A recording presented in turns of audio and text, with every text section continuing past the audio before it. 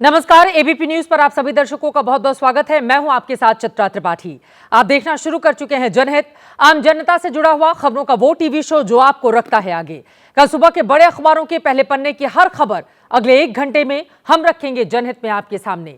तो आइए शुरू करते हैं आज का जनहित और सबसे पहले दिखा देते हैं खबरों के मेन्यू में आज क्या क्या खास है आपके लिए। दिल्ली के चुनावी घमासान में यूपी के सीएम योगी आदित्यनाथ की आज एंट्री हो गई। एंट्री भाईजान यानी असदुद्दीन ओवैसी की भी हुई है। योगी की आज 3 रैलियां हुई। बटोगे तो कटोगे वाले पोस्टर भी दिखे, जबकि ओवैसी ने मुस्लिम बहुल ओखला में रोड शो करके आपकी धड़कनें बढ़ा दी हैं। दोनों हैवीवेट की एंट्री का असर क्या होगा, जनहित में जानेंगे। योगी ने कल गंगा और यमुना के संगम में डुबकी लगाई तो आज दिल्ली आकर केजरीवाल को यमुना वाला चैलेंज दे दिया। यमुना की बदहाली का जिक्र कर योगी ने केजरीवाल को जमकर घेरा तो पलटवार करने के लिए खुद दिल्ली के पूर्व सीएम आ गए। यूपी की सड़क, शिक्षा और स्वास्थ्य का जिक्र करके अरविंद केजरीवाल ने किया है पलटवार। उधर सैफ अली खान केस में मामला उलझता जा रहा है। सैफ है फिट, लेकिन सामने है कई बड़े बड़े ट्विस्ट। कहा जा रहा है फिल्मी थ्रिलर सस्पेंस की तरह यह केस भी उलझा हुआ है। सैफ परिवार और पुलिस पर सवाल खड़े हो रहे हैं। सोशल मीडिया पर लगातार तमाम तरह की बातें गढ़ी जा रही हैं। एक्सक्लूसिव खुलासा कुछ देर में हम करने वाले हैं आपके सामने। इस बीच पाकिस्तान से आई एक धमकी भरे ईमेल ने मुंबई पुलिस की टेंशन बढ़ा दी है। शक की स्वीप फिर से लॉरेंस गैंग की ओर घूम रही है। डिटेल रिपोर्ट आप तक पहुंचाने वाले हैं। और आज स्पेशल रिपोर्ट में उस बिहार की कहानी जहां कहने को सुशासन की सरकार है, लेकिन असल में वही गोलियों की बौछार है। गोलीकांड की अनंत कथा डिटेल में जानेंगे। तो चलिए शुरुआत करते हैं जनहित की और सबसे पहले आपको लेकर चलते हैं राजधानी दिल्ली। चुनाव में आज योगी और ओवैसी की एंट्री से चुनावी सरगर्मी तेज हो गई। ओवैसी बाटला हाउस की गलियों में घूमे तो योगी ने हिंदुत्व की पिच पर ताबड़तोड़ बैटिंग की है। आज की कवर स्टोरी है दिल्ली का घमासान, हार्ड हिंदुत्व वर्सेस कट्टर मुसलमान। जय श्री राम। उन्होंने बांग्लादेशी घुसपैठियों को बचाने का काम किया। हमने फैसला कर लिया कि जिन्होंने शिफा पर जुल्म किया, विदेशी घुसपैठियों के लिए 1 इंच जमीन हम लोग दिल्ली के अंदर नहीं देंगे। कारें बना, जिन्होंने जिस जनता ने जिनको सरकार बनाया है 10 साल से, क्या दिया उन्होंने? लगातार राष्ट्रीय सुरक्षा के साथ खिलवाड़ कर रहे हैं। 2020 में दिल्ली के अंदर किस तरीके से दंगे करवाए गए। तो इस अंदाज में दिल्ली में प्रचार का पारा चढ़ चुका है। अब तक आम आदमी पार्टी के बड़े नेताओं ने प्रचार को गरमा रखा था। अब योगी की एंट्री ने इलेक्शन टेम्परेचर को हाई कर दिया है। सीएम योगी ने सुशासन और सनातन की बिसात बिछाकर विरोधियों को निशाने पर लिया। कल संगम में गंगा स्नान के बाद आज दिल्ली में यमुना की यलगार लगाई और पहले ही राउंड में केजरीवाल को यमुना में डुबकी का चैलेंज दे दिया है। कल महाकुंभ में सीएम योगी ने अपने कैबिनेट के साथ पवित्र स्नान किया और आज दिल्ली आकर अरविंद केजरीवाल और उनकी सरकार को यमुना में नहाने का चैलेंज दे दिया। अगर एक मुख्यमंत्री के रूप में मैं और मेरे मंत्रीगण प्रयागराज के संगम में स्नान कर सकते हैं, से अरविंद केजरीवाल जी से मैं पूछना चाहता हूं, क्या यमुना जी में वह भी अपने मंत्रियों के साथ जाकर के स्नान कर सकते हैं क्या? केजरीवाल को यमुना में स्नान का चैलेंज देकर सीएम योगी ने गवर्नेंस के मोर्चे पर केजरीवाल के दिल्ली मॉडल को आईना दिखाया। मैली यमुना का जिक्र कर केजरीवाल की दुखती रग पर हाथ रख दिया। 5 साल पुराने वादे को चुनाव से ठीक पहले हरा कर दिया। दिल्ली का चुनाव लड़ा था, मैंने प्रॉमिस किया था दिल्ली वालों की कि अगले चुनाव तक मैं यमुना को साफ कर दूंगा और अगले चुनाव के पहले मैं भी यमुना में डुबकी लगाऊंगा और आप सब लोगों को यमुना के साफ पानी में डुबकी लगवाऊंगा। सनातन और सुशासन के मुद्दे पर केजरीवाल की घेराबंदी के लिए सीएम योगी ने आज किराड़ी में एंट्री मारी। फिजा में जय श्री राम के जयकारे बुलंद हो गए। सीएम योगी ने भी बजरंग बली की गदा लहराकर अभिवादन स्वीकार किया। जब माइक संभाला तो पहले सुशासन की पिच पर टूटी फूटी सड़कों और कूड़े के पहाड़ का जिक्र किया और फिर तुष्टीकरण के तीर आम आदमी पार्टी पर ताने। 2020 में दिल्ली के अंदर किस तरीके से दंगे करवाए गए और आम आदमी पार्टी के पार्षद और उनके विधायकों की संलिप्तता इस पूरे षड्यंत्र में सामने आई थी। राष्ट्रीय सुरक्षा के साथ खिलवाड़ कर रहे हैं। स्वाभाविक रूप से जो अपने गुरु सरदे अन्ना हजारे को धोखा दे सकता हो, वह व्यक्ति जनता को भी धोखा देने में माहिर होगा। किराड़ी के बाद सीएम योगी का कारवा करोल बाग पहुंचा, जहां बटेंगे तो कटेंगे और एक है तो सेफ है का नारा उनके स्वागत में पहले से चस्पा था। किराड़ी, करोल बाग और जनकपुरी में योगी की रैली से बीजेपी का जोश हाई है, तो जवाबी पलटवार के लिए खुद अरविंद केजरीवाल मैदान में आए हैं। योगी का चैलेंज स्वीकारने की बजाय उन्होंने सीएम योगी को ऑफर दे दिया। योगी आदित्यनाथ जी जब दिल्ली आए हैं, मैं उनसे पूछना चाहता हूं कि यूपी के सरकारी स्कूलों का जो इतना बुरा हाल है, 10 साल से उनकी सरकार है, वो अपने सरकारी स्कूलों को ठीक नहीं कर पाए। अगर उनको जरूरत है, हम दिल्ली से अपने शिक्षा मंत्री को भेज देंगे उत्तर प्रदेश, उनको भी सिखा देंगे कि सरकारी स्कूल कैसे ठीक किए जाते हैं। दिल्ली में योगी की रैली का ये पहला एपिसोड है। अभी 3 एपिसोड और आने हैं। ठंडे प्रचार में गर्मी बढ़ने वाली है। राजधानी दिल्ली में योगी ने हिंदुत्व के सुर बुलंद किए तो हैदराबाद से भाईजान ओवैसी भी दिल्ली पहुंच गए। बाटा हाउस इलाके में पदयात्रा की, केजरीवाल को निशाने पर लिया। सवाल है कि दिल्ली में भाईजान के जोर लगाने से किसका होगा फायदा और किसे नुकसान।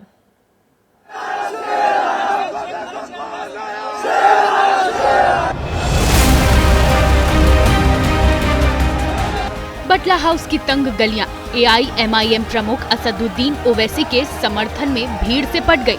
भाईजान आगे बढ़ते रहे, भीड़ का कारवा हरा झंडा थामे पीछे पीछे चलता रहा और घरों से सफेद फूलों की बरसात होती रही।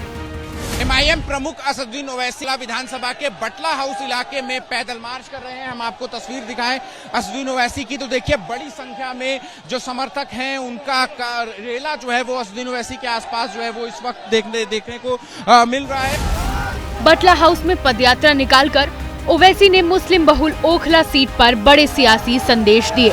आप और बीजेपी को एक तराजू पर तौलकर मुस्लिम समुदाय के सामने AIMIM की पतंग उड़ाने का विकल्प रख दिया।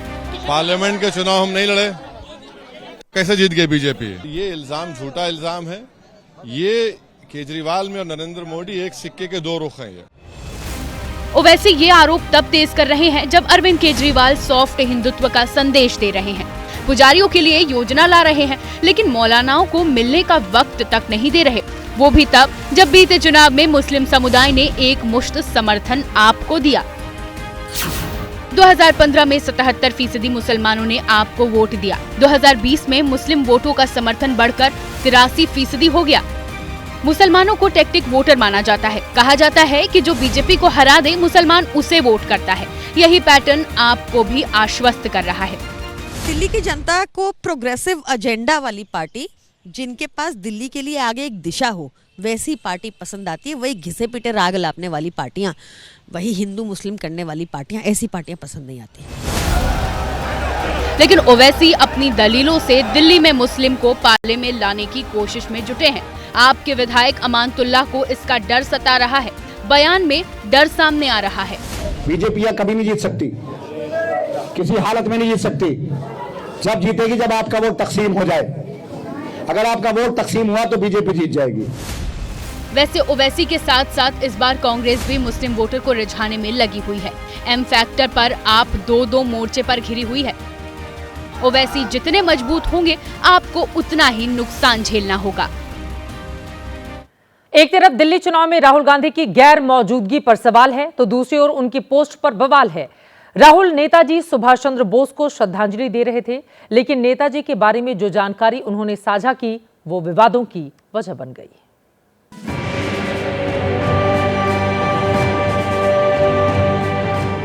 आज नेताजी सुभाष चंद्र बोस की जयंती है। देश नेताजी को याद कर रहा है, श्रद्धांजलि दे रहा है।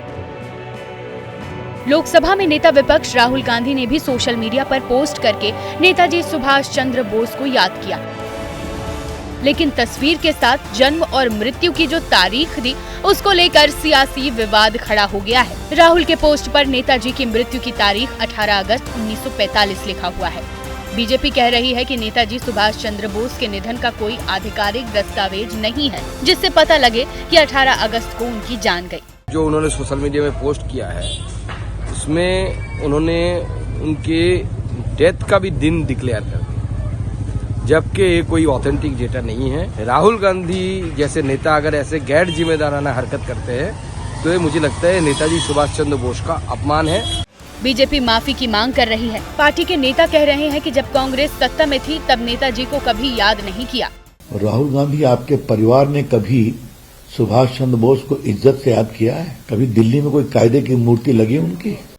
आजाद हिंद फौज की स्थापना करने वाले नेताजी सुभाष चंद्र बोस जिस विमान में सफर कर रहे थे वो विमान 18 अगस्त 1945 को लापता हो गया था। विमान का लापता होना हादसा था या फिर साजिश थी, ये एक रहस्य है। इसलिए नेताजी के निधन की तारीख का रहस्य अनसुलझा हुआ है। राजनीति की राहों से आगे बढ़ते हुए लेकर चलते हैं आपको माया नगरी मुंबई। एक्टर सैफ अली खान को अस्पताल से घर लौटे 48 घंटे हो चुके हैं। सैफ अपने घर पर आराम कर रहे हैं, लेकिन घर से बाहर उनके नाम पर फिल्में बन रही हैं। सैफ पर एक कहानी तो हमले वाली रात ही आपने देख ली, लेकिन अब जो स्क्रिप्ट लिखी जा रही है उसमें भी भरपूर मसाला है। इन स्क्रिप्ट में सस्पेंस है, सियासत है और ट्विस्ट भी खूब है। क्या ये दोनों इंसान आपको एक लगते हैं? क्या इन दोनों की कद काठी में फर्क है? क्या इन दोनों का चेहरा मोहरा अलग है? क्या दोनों के सिर और बालों में समानता है? बतौर दर्शक आप अपनी जांच जारी रखें, लेकिन मुंबई पुलिस की अब तक की इन्वेस्टिगेशन रिपोर्ट यही है कि ये दोनों एक ही हैं। जो 15 तारीख की रात सैफ अली खान के अपार्टमेंट से सीढ़ी से उतरा और जो ठाणे के हीरानंदानी इलाके से गिरफ्तार किया गया, ये दोनों एक ही है। तस्वीरें दो हैं और नाम एक है, मोहम्मद शरीफुल इस्लाम शहजाद, और पता है झालोकाथी बांग्लादेश। यहाँ तक तो सामने आ ही चुका है कि शहजाद बांग्लादेश से आया था, चोरी करने घुसा था, पर नहीं जानता था कि सैफ का घर है। बाकी कहानी पुलिस ने सीसीटीवी फुटेज से निकाल ली कि हमले के बाद कैसे भागा, कहां चाकू और कहां कपड़े फेंके, कहां बाल कटवाए, कहां से ट्रेन पकड़ी। मुंबई पुलिस ने आज उसकी आईडी और ड्राइविंग लाइसेंस भी बता दिए हैं कि शहजाद बांग्लादेशी ही है, बॉर्डर फांद कर भारत में घुसा था। पुलिस सूत्रों ने दावा किया है कि शहजाद ने अपना जुर्म कबूल कर लिया है। माना है कि सैफ के घर चोरी करने घुसा था, उसने सैफ पर हमले की बात कबूल की है।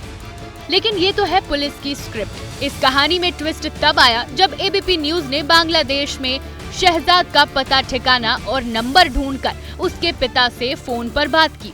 কাকু আমার আওয়াজ আসছে যে আমি ছবিটা যেটা একটা ছবি আপনাকে পাঠিয়েছি ওই ছবিতে দুটো ছেলে আছে সেই ছবিটাকে কি আপনি ভালোভাবে দেখেছেন? शहजाद के पिता रुहैल अमीन फकीर ने एबीपी न्यूज से जो कहा वो कहानी उलझाने वाली थी। कहा जो गिरफ्तार है वो शहजाद है, लेकिन जो सीसीटीवी में दिखा है वो शहजाद नहीं है। আপনি যে বলছেন যে দুটো ছেলে ফটোতে দুটোই আলাদা, মানে যেটা আরেস্ট হয়েছে সেটা আপনার ছেলে শরীফুল। ওই যে চুল দেখে মানে ওই রকম চুল আমার ছেলে রাখে না। रुहैल आमीन ने यह भी कंफर्म किया कि शहजाद के पास भारत जाने के लीगल दस्तावेज नहीं थे, यानी वो घुसपैठिया है। मुंबई पुलिस ने दावा किया है कि शहजाद कुश्ती का नेशनल प्लेयर है, इस वजह से वो भी हाथापाई में सैफ पर भारी पड़ा। लेकिन शहजाद के पिता ने कहा कि उसने कभी कुश्ती नहीं खेली, वो तो बाइक चलाकर पैसे कमाता था। এখানে বলা যাচ্ছে যে শরীফুল নাকি কুস্তি করতো, ও ন্যাশনাল লেভেলে কুস্তি করতো, ও কুস্তি ফুস্তি করতো নাকি ওখানে? না না না কুস্তি করতো না। না মাইক না না, আমার পাশে এক ভাই আছে দাঁড়ানো। शहजाद के पिता कह रहे हैं कि जो सीसीटीवी में है वो उनका बेटा नहीं है। पुलिस कह रही है कि शहजाद ने जुर्म कबूल कर लिया है। दोनों में विरोधाभास है और यहीं से कुछ सवाल है। क्या शहजाद के जुर्म कबूलने का पुलिस दावा झूठा है? जो गिरफ्त में है वो शहजाद है या जो सीसीटीवी में दिखा? गिरफ्त शख्स शहजाद है तो फिर सीसीटीवी में कौन था? या शहजाद का पिता रुहैल अमीन कहानी उलझा रहा है? सैफ और शहजाद की स्क्रिप्ट इतनी उलझ रही है कि अब सियासत भी इसमें अपने हिसाब से नए एंगल पेश कर रही है।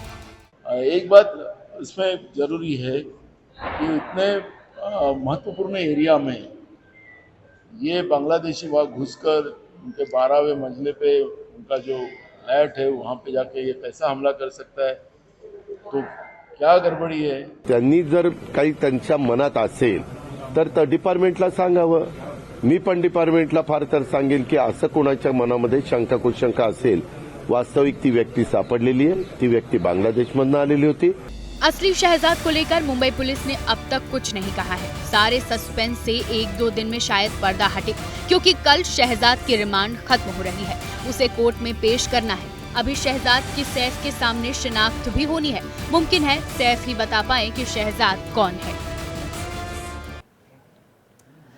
अब शहजाद के पिता का सार्वजनिक बयान भी सामने है। उन्होंने फिर कहा कि जो सीसीटीवी में दिख रहा था वो शहजाद नहीं था, लेकिन जिसे गिरफ्तार किया गया है वो शहजाद है।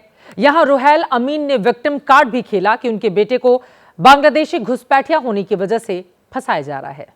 এটা হলো ওই যে রবিবারে না কোন সময় আটক হয়েছে তার কিছু সময় পরই হয়তো নাকি ওই ফেসবুক এবং টিভি সংবাদে দেখতে পেলাম।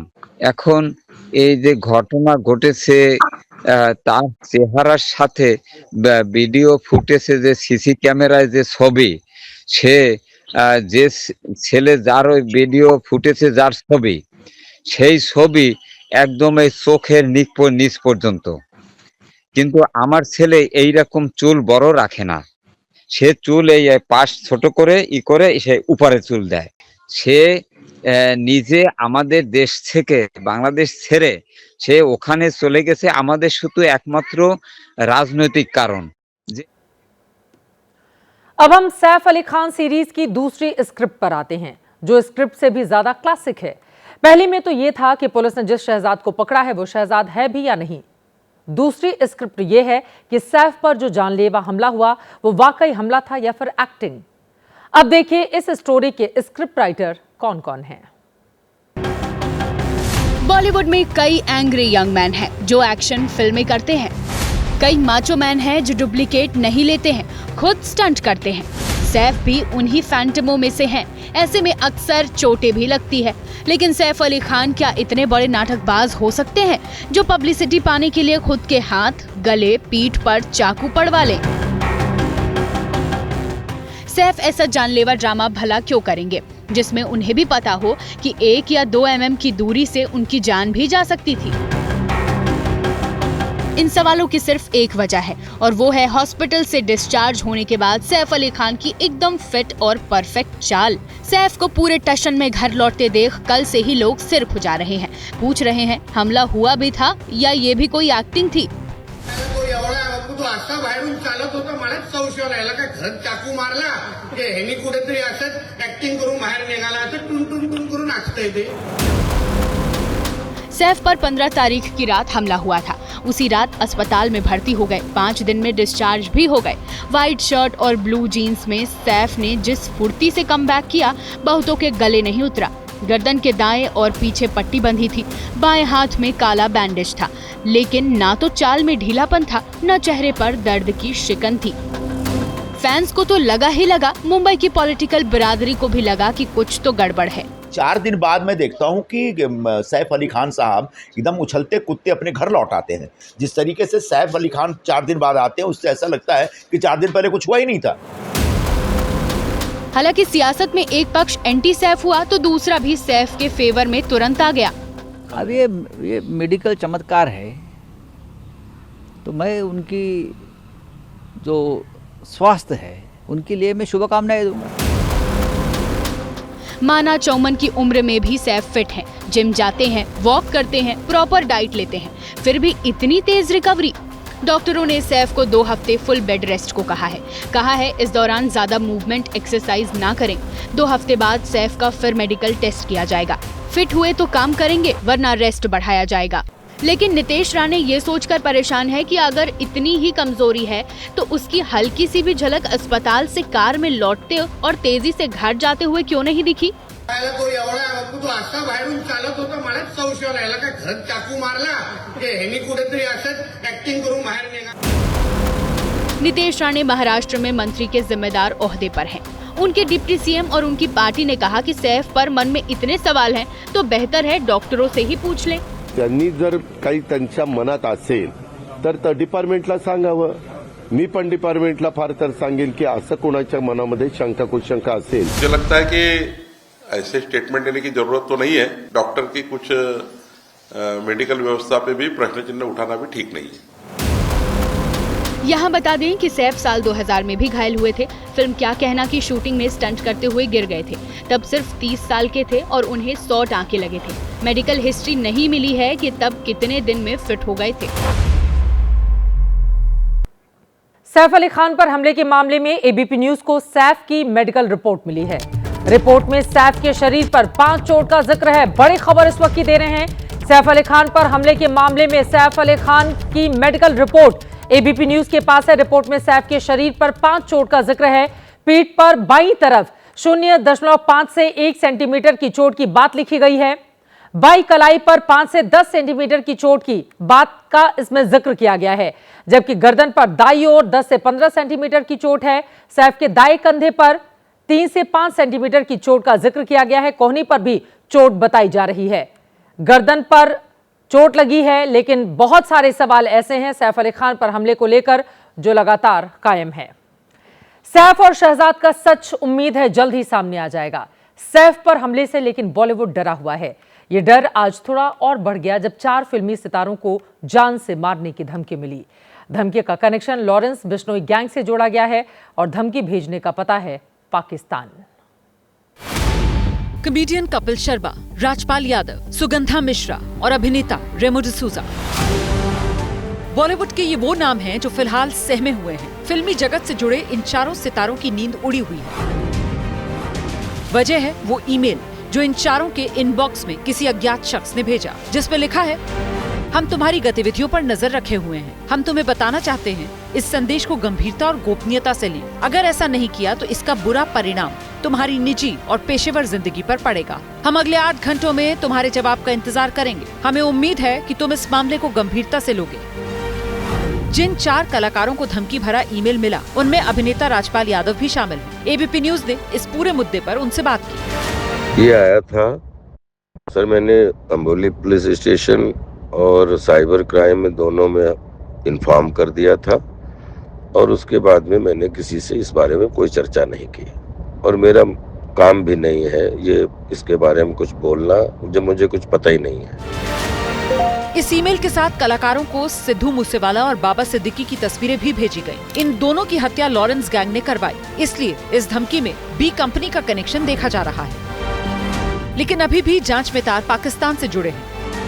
ये पाकिस्तान का आईपी एड्रेस है. जो इक्विपमेंट से ये भेजा है उसके कई सारे मोबाइल नंबर्स और कई सारे ईमेल आईडी ट्रेस हुए हैं. सेंट्रल पुलिस इंटेलिजेंस से हम लोग पूरा मामला एक जगह करके उसका इन्वेस्टिगेशन कर रहे हैं. ईमेल का आईपी एड्रेस भले ही पाकिस्तान का हो, लेकिन फिलहाल पुलिस हर एंगल से मामले की तफ्तीश में जुटी है, क्योंकि बाबा सिद्दीकी हत्याकांड और सलमान खान के घर के बाहर फायरिंग के बाद किसी भी धमकी को हल्के में नहीं लिया जा रहा.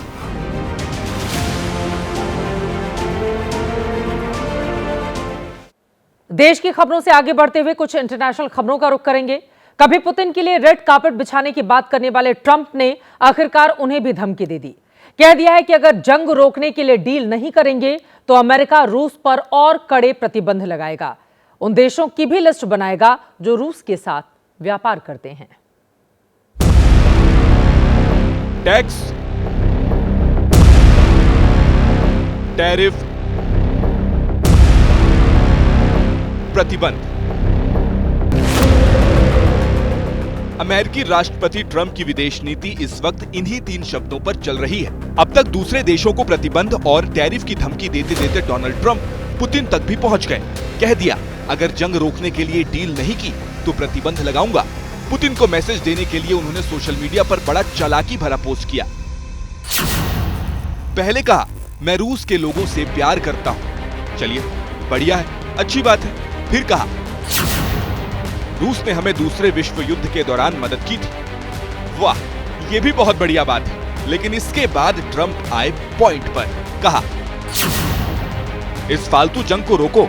अगर हम जल्द ही डील नहीं करते हैं तो हालात बदतर हो जाएंगे.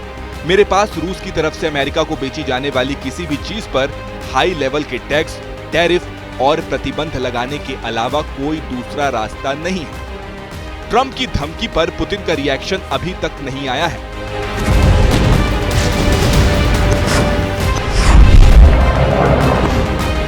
यूक्रेन में जंग का रुकना अब ट्रंप की इज्जत का सवाल है, क्योंकि उन्होंने चुनावी कैंपेन में जंग को एक दिन में रोकने का कॉन्फिडेंस तो ऐसे दिखाया था जैसे ये उनके बाएं हाथ का खेल हो।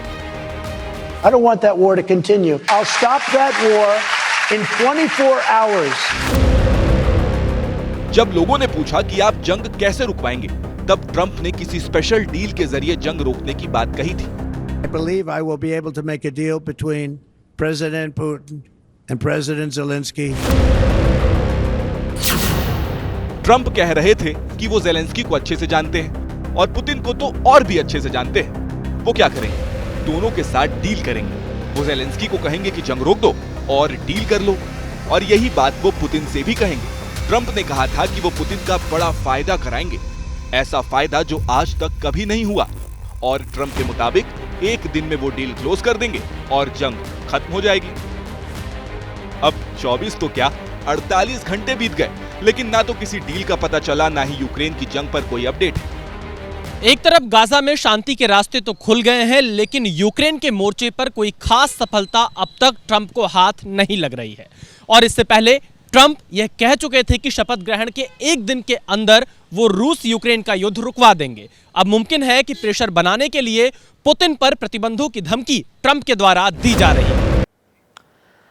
अमेरिका से आज कुछ हैरान करने वाली मीडिया रिपोर्ट्स भी आई हैं सामने। कहा गया है कि अमेरिका में रहने वाले प्रवासी भारतीय बच्चे की अर्ली डिलीवरी के लिए अस्पताल और डॉक्टर्स को एप्लीकेशन दे रहे हैं। जो बच्चे अगले महीने 20 फरवरी के बाद जन्म लेने वाले थे, उन्हें हफ्ते 2 हफ्ते के अंदर जन्म देने की कोशिश हो रही है। आखिर इसकी वजह क्या है और क्या वाकई में लोग जल्दी डिलीवरी करवा रहे हैं? We will make America great again. America को महान बनाने की जिद रखने वाले ट्रंप वहां रहने वाले प्रवासियों के लिए विलन बन गए हैं। ट्रंप ने अमेरिका में जन्मसिद्ध नागरिकता वाले कानून को निरस्त करने का आदेश जारी किया, तो वहां रहने वाले भारतीय प्रवासी घबरा गए। मीडिया रिपोर्ट्स के मुताबिक न्यू जर्सी में भारतीय प्रवासी गर्भवती महिलाएं ऑपरेशन से बच्चे पैदा करने की एप्लीकेशन देने लगी। कोशिश यही है कि किसी तरह ट्रंप की 20 फरवरी की डेडलाइन से पहले बच्चा पैदा हो जाए, वरना उसे अमेरिका की नागरिकता नहीं मिलेगी। दरअसल अमेरिका में कानून है कि वहां पैदा हुआ बच्चा, चाहे वो प्रवासियों का ही क्यों ना हो, अगर वो वहां पैदा हुआ है तो उसे अमेरिका की नागरिकता ऑटोमेटिकली मिल जाती है। माना जाता है कि इस आदेश का चीन जैसे देशों के प्रवासी गलत फायदा उठाते थे। कई ऐसे केसेस भी होते हैं कि पेरेंट्स जानबूझकर अमेरिका चले जाते हैं 2-3 महीने के लिए, या माँ चली जाती है ताकि बच्चा वहां पैदा हो तो अमेरिकन सिटीजन हो। इसको बर्थ टूरिज्म भी कहते हैं। खासकर चाइना से तो पूरी ऑर्गेनाइज टूर्स ले जाए जाते हैं ट्रैवल एजेंसीज के, कि वहां गई माँ, बच्चा हुआ, अमेरिकन सिटीजन हो गया और वापस चाइना आ गई अपने बच्चे के साथ। अब शपथ लेने के बाद ट्रंप ने अमेरिका के इस कानून को बकवास बताते हुए उसे निरस्त करने वाले अपने ऑर्डर पर हस्ताक्षर किए थे। We're the only country in the world that does this with birthright, as you know, and it's just absolutely ridiculous. But हालांकि अब ट्रंप के फैसले के खिलाफ 22 राज्यों ने कानूनी लड़ाई का फैसला कर लिया है। ये सभी राज्य अगर उनके फैसले के खिलाफ खड़े हो गए तो उन्हें अपना आदेश पलटना भी पड़ सकता है। और अब आज का जनहित मंत्र।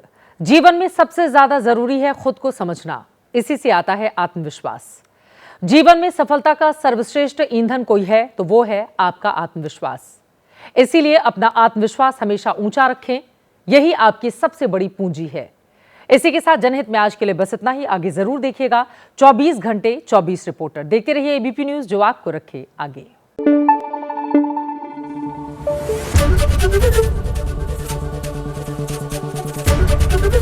एबीपी न्यूज आपको रखे आगे।